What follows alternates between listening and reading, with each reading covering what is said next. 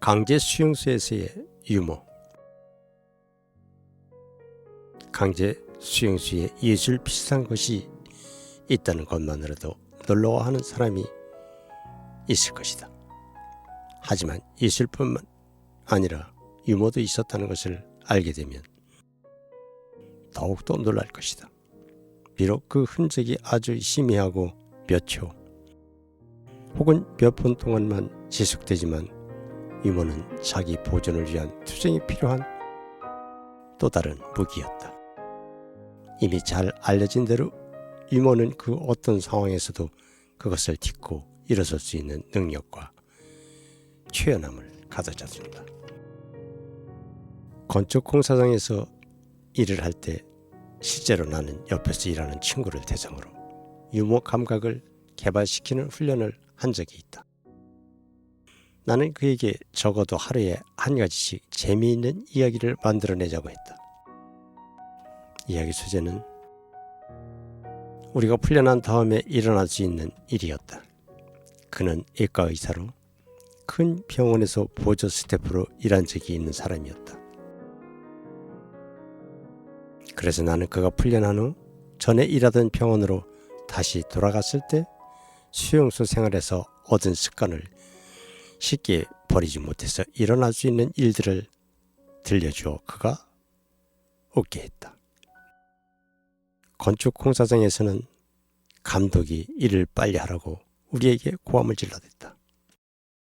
빨리빨리 움직여. 나는 친구에게 말했다. 자네가 수술실에 들어가 큰 개복 수술을 하게 됐어. 그런데 갑자기 노무인이 달려와 외과 과장이 도착했다고 알려주면서 소리치는 거야. 빨리빨리 움직여. 때로는 다른 동료들이 미래와 관련 있는 재미있는 이야기를 하기도 했다.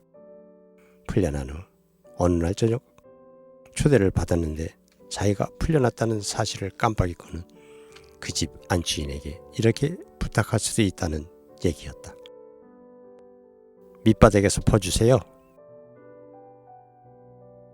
유머 감각을 키우고 사물을 유머러스하게 보려는 시도는 우리가 세상을 살아가는 기술을 배우면서 터득한 하나의 요령이다.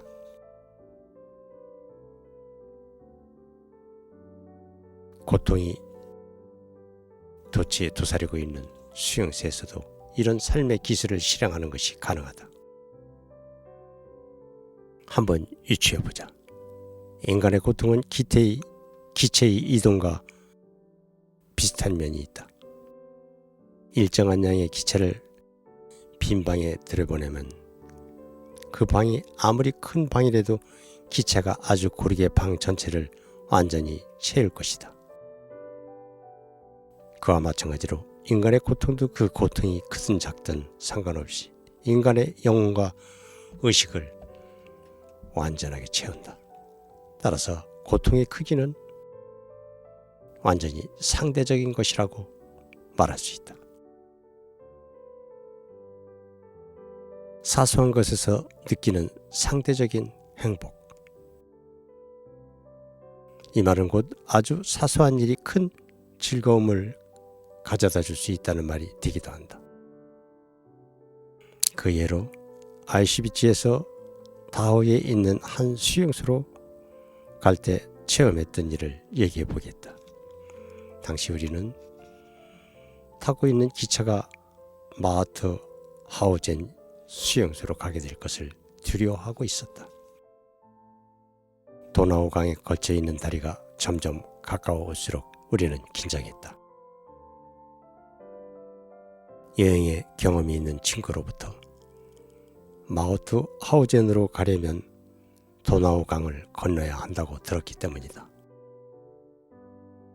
이와 비슷한 경험을 해보지 못한 사람들은 우리 기차가 다리를 건너지 않고 그냥 다오로 간다는 사실을 알았을 때 기차 안에서 벌어졌던 기쁨의 춤 장치가 어느 정도였는지 상상하지 못할 것이다. 그리고 2박 3일 동안의 여행이 끝나고 마침내 수용소에 도착했을 때 무슨 일이 일어났는지 아는가? 그동안 기차 안이 너무 좁아서 모든 사람들이 한꺼번에 앉을 수가 없었다. 몇몇 사람들이 사람 오줌으로 축축하게 젖은 집단에 교대로 앉아있는 동안 나머지 사람들은 내내 서 있어야만 했다.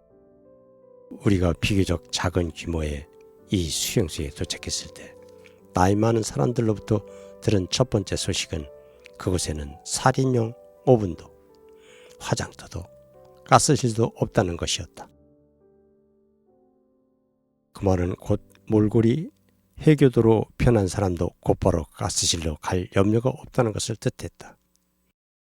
아이시비트로 돌려 보내기 위한 환자 수송차가 올 때까지는 적어도 안전하다는 것이다. 이 기쁜 소식이 우리 기분을 들뜨게 했다. 아이시비트에 있던 우리 고창 관리인이 소망하던 것이 드디어 이루어진 것이다. 우리는 아이시비트와는 달리 굴뚝이 없는 그 수용소로 가능한 한 빨리 뛰어 들어갔다. 그 후 몇 시간을 아주 힘들게 보내야 했지만 그 와중에도 우리는 웃으면서 연신 농담을 주고받았다. 도착 후 인원 점검을 하면서 한 사람이 없어진 것을 알았다. 그래서 우리는 없어진 사람을 찾을 때까지 몇 시간 동안 차가운 바람과 비를 맞으며 밖에 서 있어야 했다. 그는 막사 안에서 발견됐다. 피곤해 지친 나머지 그만 잠에 골아떨어진 것이다. 그 다음 점호는 기압 행렬로 바뀌었다. 오랜 여행에 긴장도 풀지 못한 채 우리들은 밤을 꼬박 새우고 이튿날 아침 늦게까지 꽁꽁 언 채로 비를 맞으며 밖에 서 있어야 했다. 그럼에도 우리는 여전히 행복했다. 이 수용소에는 굴뚝이 없고 아이시비치는 여기서 아주 멀리 떨어진 곳에 있다. 한 번은 한 무리의 지수들이 우리 앞을 지나가는 것을 봤다. 그때 그들과 비교해서 우리의 고통이 상대적으로 얼마나 커 보였는지 우리는 그 지수들이 누리는 상대적으로 잘 규정된 안전하고 행복한 생활을 부러워했다. 저 사람들은 틀림없이 정기적으로 목욕을 할 거라고 생각하니 내 신세가 처량해졌다. 분명 칫솔과 옷솔을 갖고 있을 거야. 매트리스도 각자 하나씩 있겠지. 그리고 한 달에 한 번씩은 편지를 받을 거야. 가족들이 어떻게 지내고 있는지, 아니 적어도 그들이 죽었는지 살았는지는 알 수 있는 그런 편지 말이야. 우리는 아주 오래전에 이 모든 것을 잃어버리고 말았다. 그런가 하면 또 우리는 공장에 들어가 안전한 실내에서 일하는 사람을 얼마나 부러워했는가. 목숨을 부지할 수 있는 그런 한 조각의 행운을 얻는 것이 당시 우리가 바라는 모든 것이었다. 상대적인 행운의 척도는 이것 말고도 많이 있었다. 수용소 밖으로 나가서 일하는 사람 중에는 상대적으로 다른 곳보다 열악한 곳에서 일하는 작업반이 있었다. 매일 12시간씩 가파른 언덕에서 진흙탕을 오가며 좁은 선로를 따라 운반되는 통을 비우는 일을 했던 사람들은 그보다 편한 일을 하는 사람들을 부러워했다. 매일같이 일어나는 사고 대부분이 바로 여기에서 일어났으며 그 사고의 결과는 대개 치명적인 것이었기 때문이다. 그런가 하면 감독이 그것이 전통이라면서 수없이 주먹을 휘두르는 작업반에 배치된 사람도 있었다. 그래서 우리들은 그런 작업반에 들어가지 않게 된 것에 아니면 가더라도 잠깐만 그곳에서 일하게 된 것에 대해 상대적으로 운이 좋았다고 얘기하곤 했다. 한 번은 운 나쁘게도 내가 우연히 그런 작업반에 들어가게 됐다. 만약 2시간 만에 공습경보가 울려 작업이 중단되고 그 후 작업조차 다시 편성되지 않았더라면 나는 아마 지쳐서 죽었거나 아니면 죽어가는 사람들을 실어 나르는 대형 수레에 실려 수용소로 되돌아왔을 것이다. 그런 상황에서 사이렌 소리가 가져다주는 안도감이 어떤 것인지는 어느 누구도 상상하지 못할 것이다. 한라운드가 끝나는 종소리를 듣고 마지막 순간에 넉아웃될 위기를 모면은 권투 선수의 심정이 바로 이런 것 아닐까. 우리는 아주 작은 은총에도 고마워했다. 잠자리에 들기 전 이를 잡을 시간을 준다는 것도 반가운 일이었다. 물론 이를 잡는 일 자체는 결코 유쾌한 일이 아니었다. 이를 잡으려면 천장에 고드름이 주렁주렁 달린 추운 막사에서 옷을 벗고 서 있어야 하기 때문이다. 그럼에도 우리는 이를 잡는 도중 공습경보가 울리지 않아 전등불이 나가지 않았다는 사실에 감사했다. 만약 이 시간에 이를 제대로 잡지 못하면 하룻밤에 절반을 꼬박 깨어 있어야 하기 때문이다. 수용소 생활에서 느끼는 작은 행복은 일종의 소극적인 행복이었고 다른 것과의 비교를 통해서만 느낄 수 있는 상대적인 행복이었다. 진정한 의미의 행복은 아무리 작은 것이라도 거의 없었다. 한 번은 즐거움에 대한 일종의 대차대표를 만들어 보았다. 그 결과 지난 수주 동안 나에게 즐거운 순간이 딱 2번밖에 없었다는 사실을 알게 됐다. 그중 하나는 일을 마치고 난 후 취사실에 들어가 줄을 길게 서서 기다리다가 마침내 유리사 앞으로 난 줄에서는 행운을 잡았다는 것이었다. 우리와 같은 수감자 출신인 유리사는 커다란 국냄비를 앞에 놓고 사람들이 빠르게 지나가면서 내미는 그릇에 수프를 퍼주고 있었다. 그는 수프를 퍼주면서 그릇을 내민 사람을 쳐다보지 않는 유일한 요리사였다. 자기 친구나 고향 사람에게는 몇 알 안 되는 감자를 주고 다른 사람에게는 위에서 살짝 걷어낸 힘을 건 국물만 주는 그런 짓을 하지 않는 사람이었다. 그는 누구에게나 공평하게 수프를 나눠주었다. 하지만 나는 여기서 자기가 아는 사람을 다른 사람보다 우선시하는 사람을 비판하고 싶은 생각은 없다. 언제 죽을지 알 수 없는 상황에서 자기 친구에게 호의를 베풀었다는 이유로 누가 그에게 돌을 던지겠는가. 그와 비슷한 상황에 처했을 때 스스로에게 물어보고 정말로 정직하게 그런 일을 하지 않을 확신이 서지 않은 한 그런 사람들을 비난할 수는 없을 것이다. 상대적 행복을 느꼈던 환자 생활. 그로부터 오랜 시간이 흐른 후 내가 정상적인 생활로 돌아왔을 때 누군가 나에게 주간 회부에 실린 사진을 보여준 적이 있었다. 지수들이 침상 위에 빽빽하게 누워서 흐리멍텅한 시선으로 방문객을 바라보는 사진이었다. 정말 무섭지 않습니까? 사람을 바라보는 저 무시무시한 얼굴들을 보십시오. 모든 것이 너무나 끔찍하지 않습니까? 어째서요? 나는 물었다. 왜냐하면 정말로 그 말을 이해할 수 없었기 때문이었다. 바로 그 순간 과거에 일어났던 모든 일들이 다시 내 눈앞을 스쳐 지나갔다. 새벽 5시. 밖은 아직 어둠에 묻혀 있었다. 나는 70명의 사람들이 치료받고 있는 흙으로 만든 막사에 딱딱한 판자 위에 누워 있었다. 우리는 병에 걸렸기 때문에 일하러 가지 않아도 됐다. 행진에 나갈 필요도 없었다. 하루 종일 막사 한기 뒤에 누운 채 졸면서 그날분의 빵과 수프가 배급되기를 기다렸다. 그때 우리는 얼마나 이 상황을 흡족하게 생각했는지 모른다. 그 모든 불편함에도 우리는 행복했다.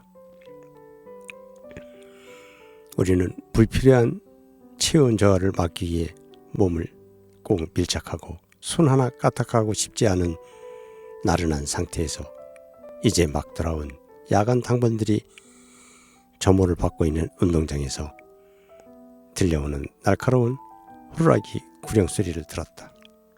마침 그때 문이 활짝 열리면서 눈보라가 막사 안으로 몰아쳐 들어갔다.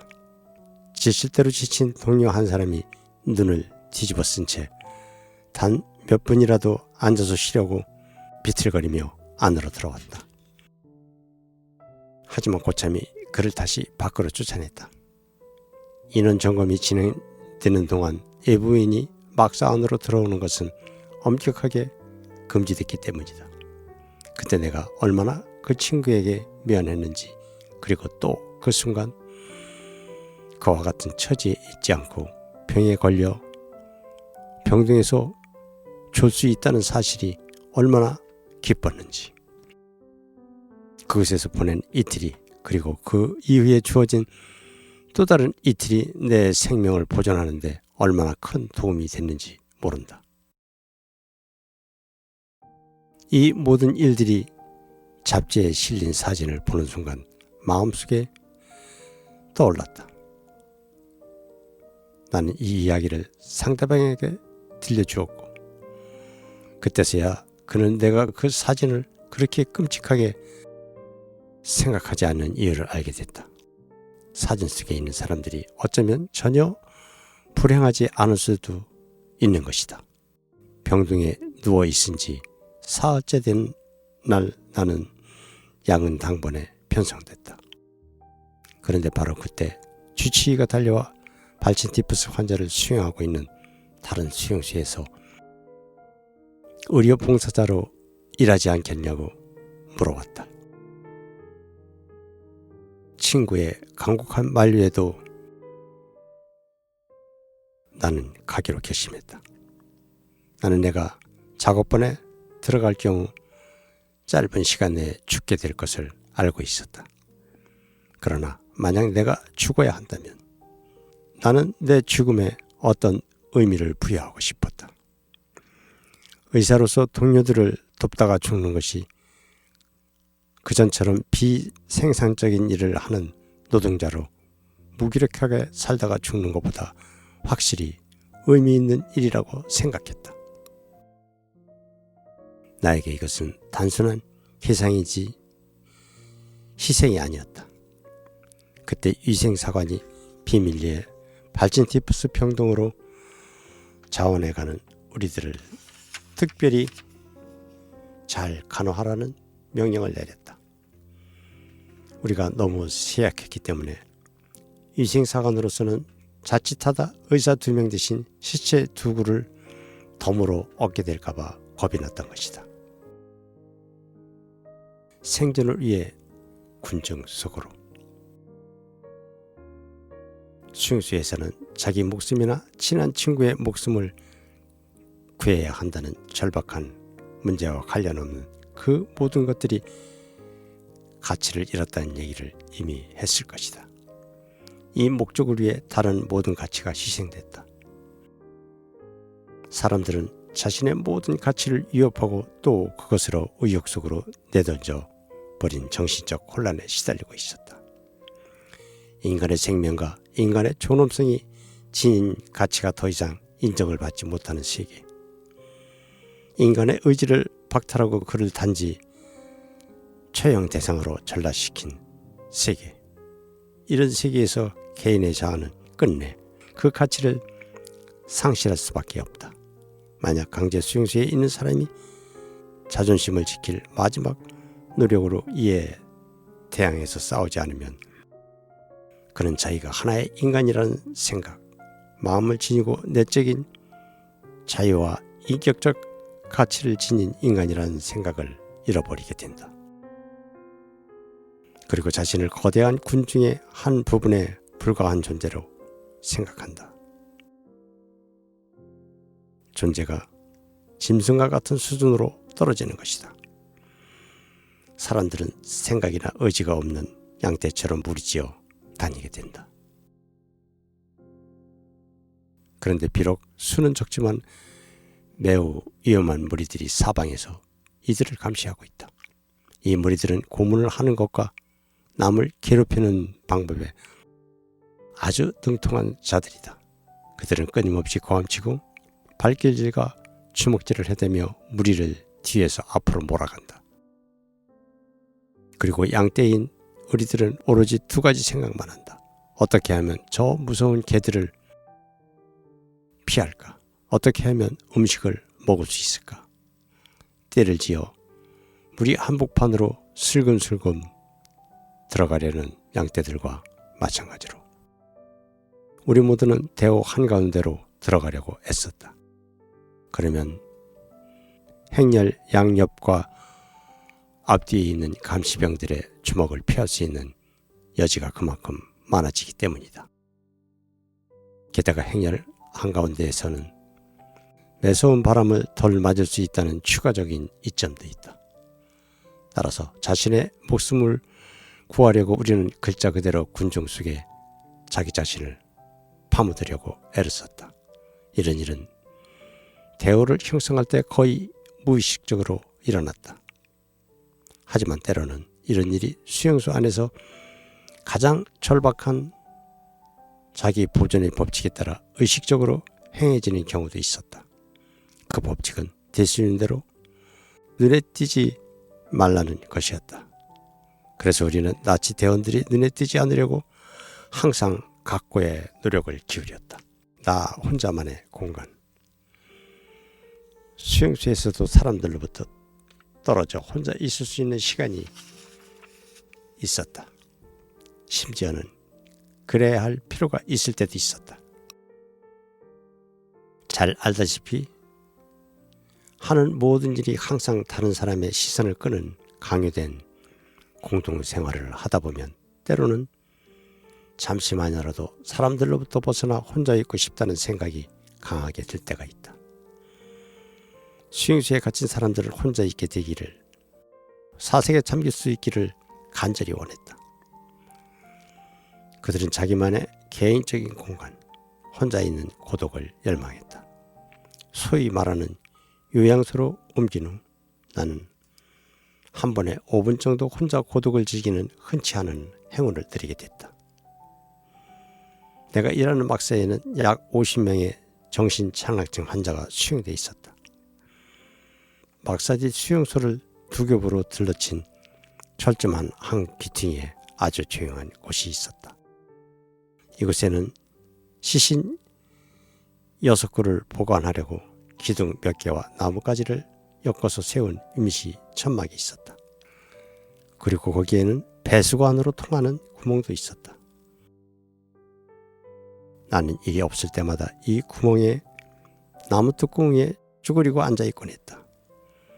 그냥 앉아서 꽃이 만발한 초록빛 산등성이를 바라보거나 철조망의 마른 목골 그물론 안에 들어가 있는 먼 바바리아의 푸른 언덕을 바라보았다. 나는 간절히 꿈을 꾸었다. 그러면서 내 마음은 북쪽에서 북서쪽, 나의 집에 있는 방향으로 날아갔다. 그러나 보이는 것은 구름뿐이었다. 옆에 있는 시체, 이글거리는 그 시체도 나에게는 문제가 되지 않았다. 감시병이 지나가는 파소리만이 나를 꿈에서 깨울 수 있었다. 병실에서 부르는 호출이 새로 들어온 의약품을 받아가라는 소리 때문에 꿈에서 깰 때도 있었다. 약을 받은 다음에는 해진을 했다. 환자들의 맥박을 일일이 재어보고 상태가 위급한 환자에게 반알씩 주었다. 가망이 없는 환자에게는 약을 주지 않았다. 약이 아무런 도움이 되지 않기 때문이고, 더 나아가 그것이 결국 가망이 있는 환자들을 위해 써야 할 약을 빼앗는 것과 같기 때문이다. 증세가 가벼운 환자에게는 격려의 말 예에 아무것도 해주지 않았다. 나 자신도 발진 티푸스에 심하게 걸려 완전히 기진맥진한 상태였음에도 몸을 끌다시피 하면서 이 환자에서 저 환자로 옮겨가며 그들을 돌보았다. 그런 다음 나는 다시 배수구 나무 뚜껑 위에 있는 나 혼자만의 장소로 돌아가곤 했다. 그런데 이 구멍이 어느 날 우연히 내 친구 3명의 목숨을 구하기도 했다. 수용소에서 풀려나기 바로 직전 다하우를 목적지로 하는 대규모 수송 작전이 있었다. 하지만 새 친구들은 아주 약삭빠르게 이것을 피해갔다. 구멍 안으로 들어가 감시병의 눈을 피했던 것이다. 친구들이 구멍으로 들어가고 나서 나는 조용히 뚜껑 위에 앉아 아무것도 모르는 것 같은 순진한 표정으로 어린아이처럼 철조망에 자갈을 던지고 있었다. 감시병이 나를 보고 잠시 망설이다가 그냥 가버렸다. 그가 간 다음 나는 밑에 있는 세 친구들에게 최악의 위험한 상황은 지나갔다고 알려주었다. 번호로만 취급되는 사람들. 수용소에서 사람 목숨이 얼마나 가치 없는 것으로 여겨지는지 경험해보지 못한 사람은 상상도 못할 것이다. 감정이 미뎌진 수용소 사람들도 병든 사람을 이송할 때에는 이곳에서 인간 존재가 얼마나 철저하게 무시당하는지를 느꼈을 것이다. 다 죽어가는 병자의 몸은 바퀴 2개 달린 수레에 던져진다. 동료 수감자가 그 수레를 끌고 대개는 눈보라가 몰아치는 길을 몇 마일이나 걸어서 다른 수용소로 옮긴다. 만약 병자 중 한 명이 수레가 떠나기 전에 죽는다 해도 마찬가지로 수레에 던져진다. 리스트에 올린 번호와 맞아야 하기 때문이다. 중요한 것은 번호뿐이다. 오로지 제수번호를 가지고 있을 때에만 그 사람이 의미 있는 것이다. 사람은 글자 그대로 번호가 됐다. 그 사람이 죽었는지 살았는지는 중요한 문제가 아니다. 그 번호의 생명은 철저하게 무시된다. 그 번호 이면에 있는 것, 즉 그의 삶은 그렇게 중요한 것이 못 된다. 그의 운명과 그가 살아온 내력, 그리고 그의 이름은 중요하지 않다. 한 번은 내가 의사로서 바바리아의 수용소에서 다른 수용소로 환자를 호송할 때 동행한 적이 있었다. 호송되는 환자 중에 젊은이가 있었는데 그의 형이 호송자 명단에 들지 못하고 남겨졌다. 그러자 젊은이는 수용소 관리인에게 아주 오랫동안 간청했고 관리인은 마침 수용소에 그대로 남기를 원하는 사람과 그의 형을 바꾸기로 했다. 물론 리스트가 정확하게 맞아야 했지만 그것은 아주 간단한 일이었다. 형의 번호와 남아있는 사람의 번호를 바꾸면 그만이었다. 앞에서도 얘기했듯이 당시 우리에게는 아무런 문서도 없었다. 모든 사람들이 아직도 숨쉬고 있는 자기 몸을 가지고 있다는 것을 다행으로 여겨야 할 정도였다. 환자의 호송을 맡은 사람들이 갖는 관심은 환자의 유일한 소유물, 즉 끔찍한 해골이에 씌워놓은 넉마옷 뿐이었다. 호송을 맡은 사람들은 뻔뻔한 호기심으로 호송되는 해교대의 애트나 신발이 자기 것보다 좋은 것인지를 살폈다. 결국 그들의 운명은 정해진 순서를 따라가게 되어 있는 것이니까. 수용소에 살아남은 사람들, 여전히 일할 능력이 있는 사람들은 살아남을 수 있는 가능성을 높이는데 온갖 수단을 다 사용해야만 했다.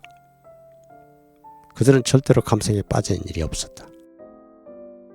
그들은 자신의 목숨이 전적으로 감시병들의 기분에 달려있다는 것을 알고 있었으며 이것이 그들 자신을 환경이 강요하는 것보다 훨씬 더 비인간적인 것으로 만들었다. 운명의 장난.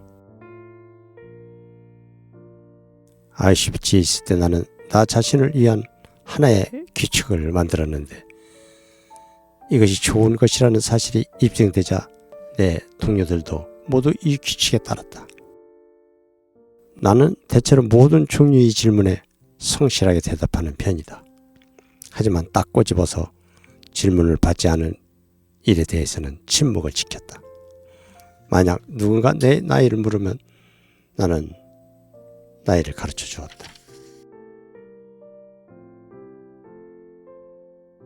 하지만 내 직업을 물었을 때 나는 다른 수식어를 붙이지 않고 그냥 의사라고만 대답했다. RCBG에서 처음 아침을 맞았을 때 친위대 장교 한 사람이 전모당에 나타났다. 우리는 몇 개의 그룹으로 나눠졌다. 40살 이하, 40살 이상, 정신노동자, 기계공 등등 이런 식이었다. 그 다음 우리는 탈장 검사를 받았고 그 결과 새로운 그룹이 형성됐다. 내가 속해 있던 그룹은 다른 박사로 가게 됐다. 그곳에서 우리는 줄을 섰고 다시 분류를 한 다음 내 나이와 직업을 물었다. 나는 또 다른 작은 그룹으로 보내졌다. 다시 한번 우리는 다른 막사로 보내졌으며 거기서 또 다른 그룹이 만들어졌다. 이런 과정이 몇 번 반복됐으며 나는 기분이 아주 나빠졌다. 왜냐하면 알아들 수 없는 애국말을 사용하는 이상한 사람들 그룹에 속하게 됐기 때문이다.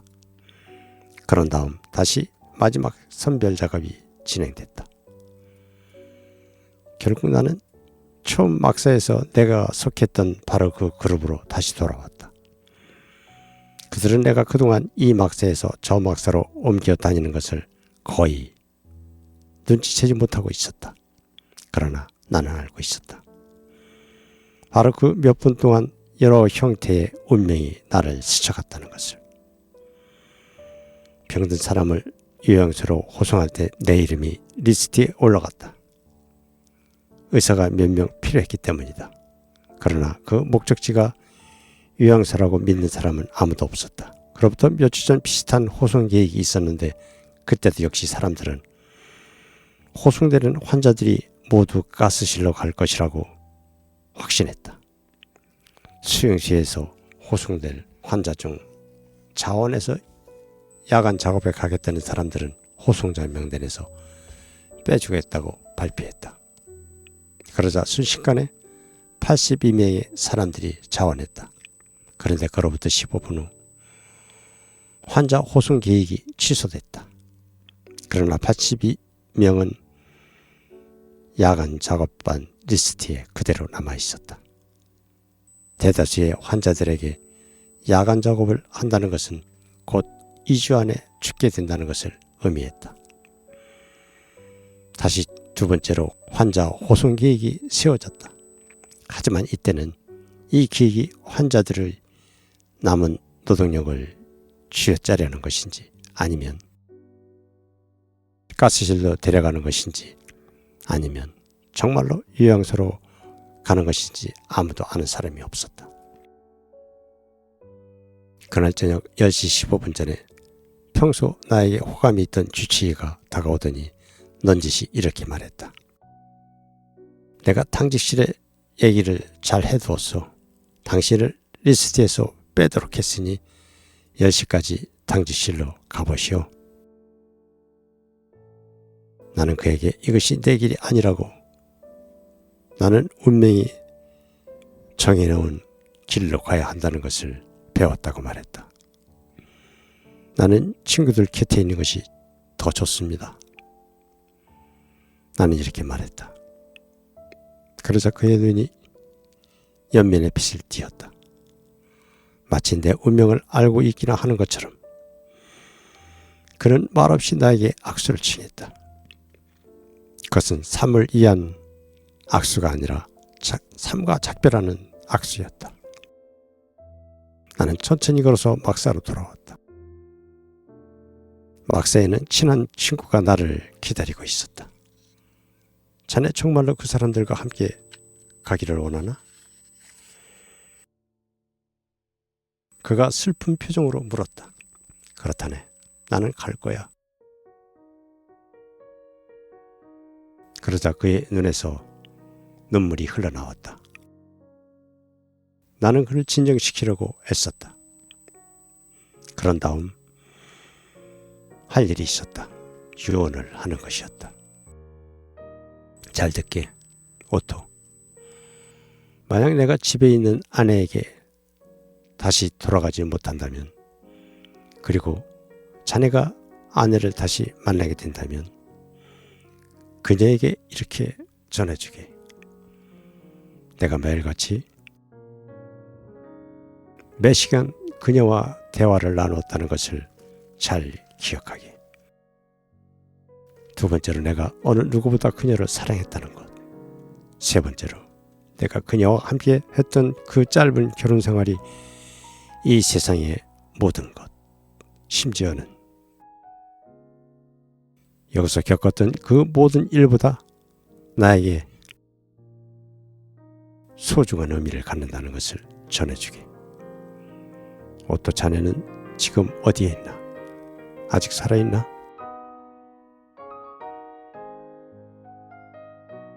우리가 마지막 시간을 함께 보낸 후 자네에게 무슨 일이 일어났나?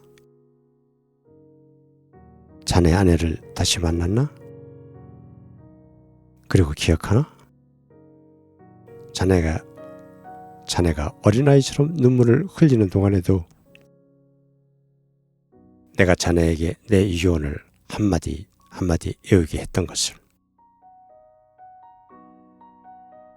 테헤란에서의 죽음. 이튿날 아침 나는 호송자들과 함께 그곳을 떠났다. 이번에는 속임수가 아니었다. 가스실로 가는 것이 아니라 정말로 유양소로 가는 것이었다. 나를 불쌍하게 생각했던 사람들은 우리가 새로 들어간 수용소보다 훨씬 혹독한 기근에 시달렸던 그 수용소에 그대로 남아있었다. 그들은 자기 자신을 구하고자 발버둥 쳤지만 결국 자신의 정해진 운명을 확인하는데 그쳤을 뿐이다. 그로부터 몇 달이 지나 수용소에서 풀려난 후 나는 그전 수용소에 있던 한 친구를 만났다. 수용소 보안원이었던 그는 시체 더미에서 없어진 인육 조각을 어떻게 찾아냈는지 나에게 말해주었다. 요리 중인 냄비 안에서 찾아내 압수했다는 것이다. 기에 시달린 나머지 드디어 수용소 안에서 인육을 먹는 사태까지 발생했던 모양이다. 내가 때맞춰 그 수용소를 잘 떠난 셈이다. 이것이 테헤란에서의 죽음이라는 이야기를 연상시키지 않는가? 돈 많고 권력 있는 페르시아 사람이 어느 날 하인과 함께 자기 정원을 산책하고 있었다. 그런데 하인이 갑자기 비명을 지르면서 방금 죽음의 신을 보았다고 했다.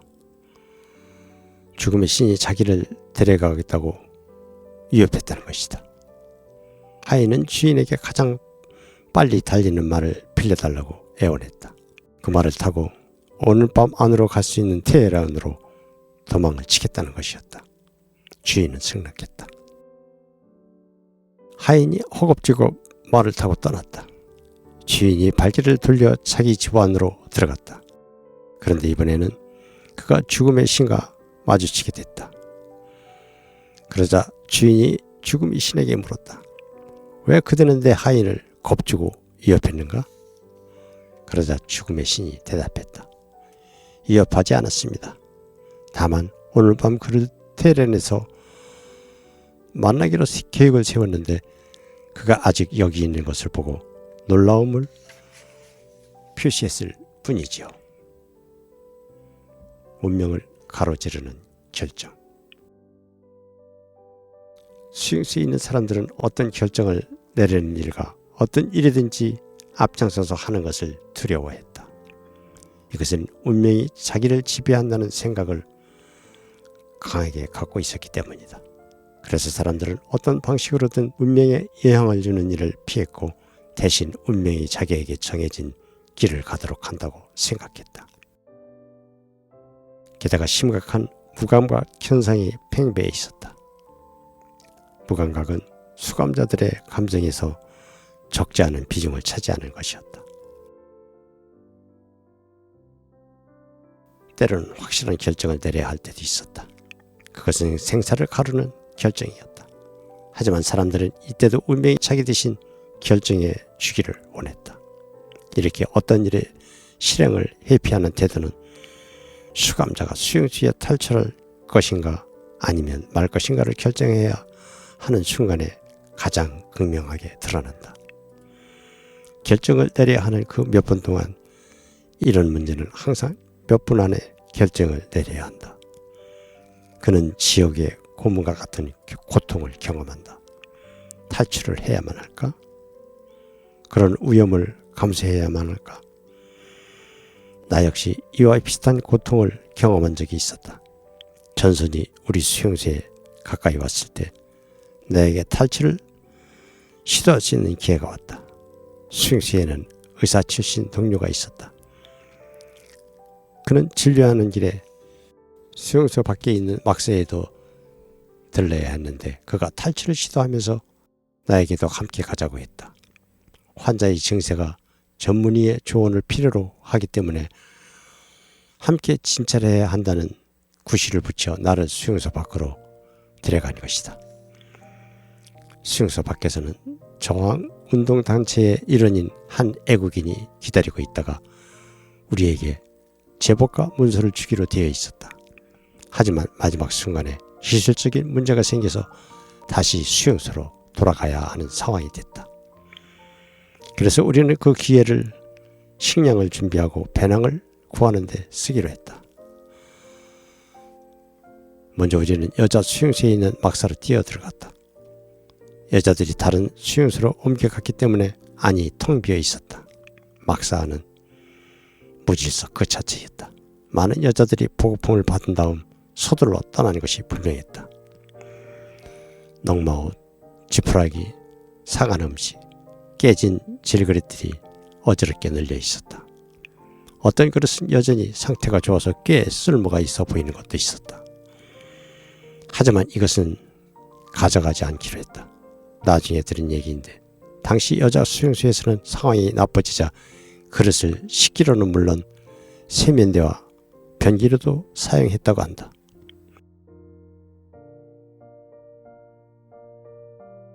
내가 망을 푸는 동안 친구가 막사로 들어갔다.